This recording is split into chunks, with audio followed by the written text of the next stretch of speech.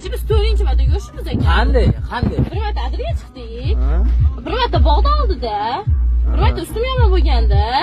Bugundir. Понятно, Bo'ladimi? To'laysiz. Bugungi hisobmasa hali. Hozir nima bo'ldi? Qada. U hisobmasda, potir-potir tushib ketdik-ku.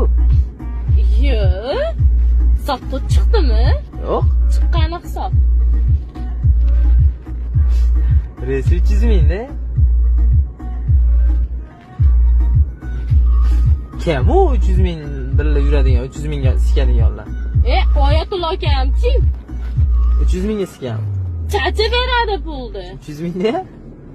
300 ming emas, ne qancha pul berardi-yu. Shaharga chiqsam ham telefon qilib menga pul kerak desam joyida beradi. Aytyapman oylik kuni ham. Berganim yo'q.